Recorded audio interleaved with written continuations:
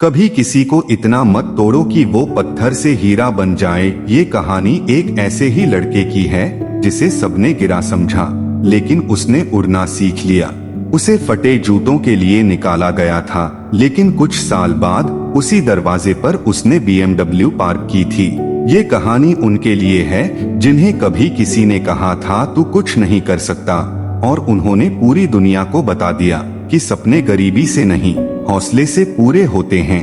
वो लड़का चुप था, लेकिन उसकी आंखों में आग थी। अपमान उसका ईंधन बना, और आज वो उस शहर का सबसे बड़ा नाम है। कहानी का नाम जिसे निकाला गया था, अब वो पूरा मार्केट खरीद चुका है।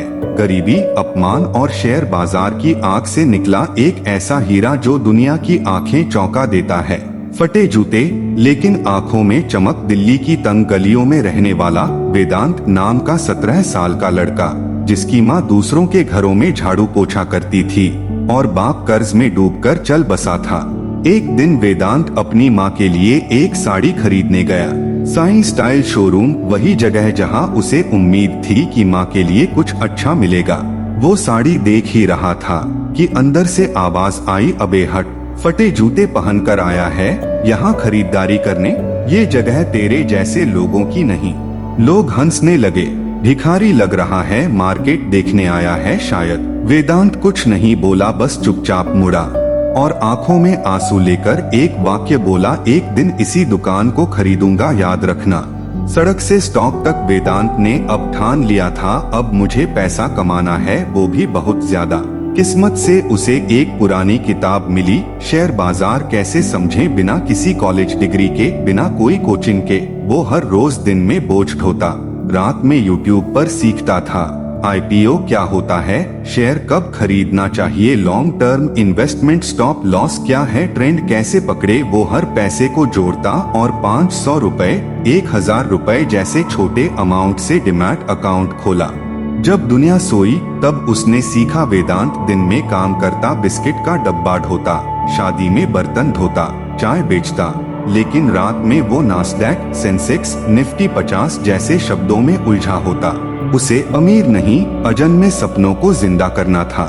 कुछ महीने में उसने एक मल्टीबैगर स्टॉक में 1000 रुपए लगाए। अगले 1.5 साल में वही 1000 रुपए 3.2 लाख रुपए बन गया। डर नहीं, दिमाग बड़ा था, अब उसका कॉन्फिडेंस बढ़ चुका था। वो रिसर्च करता, कंपनियों के QTR रिजल्ट्स पढ़ता, CEOs के इंटरव्यूज देखता। वहां से उसने धीरे धीरे पैसा डाला, banking sector, FMCG, pharma, tech stocks, और फिर आया 2020 का मार्केट क्रैश। जब सब डर कर भागे, वेदांत ने खरीदा। डर के आगे ग्रोथ है, यही उसका मंत्र था। 2 साल बाद 15 लाख रुपए, 2 रुपए 30 पैसे करोड़ बन चुके थे। वही जगह, वही लड़का, लेकिन अब मालिक वेदांत अब 24 साल का था। उसने दिल्ली की साई स्टाइल शोरूम को खरीदने के लिए मीटिंग रखी। पुराना मालिक अब बूढ़ा हो चुका था, दुकान घाटे में थी। जब वेदांत आया तो वो उसे पहचान नहीं पाया। आप यहाँ दुकान खरीदने आए हैं?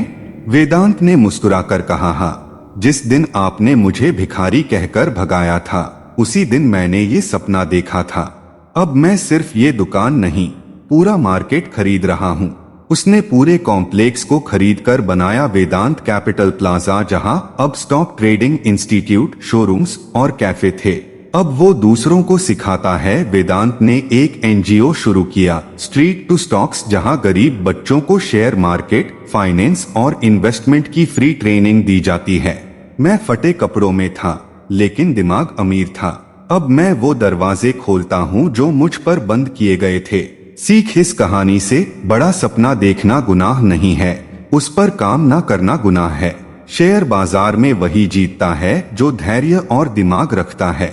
अपमान को आशीर्वाद समझो, वो आग बनेगा जो तुम्हें उड़ाएगा।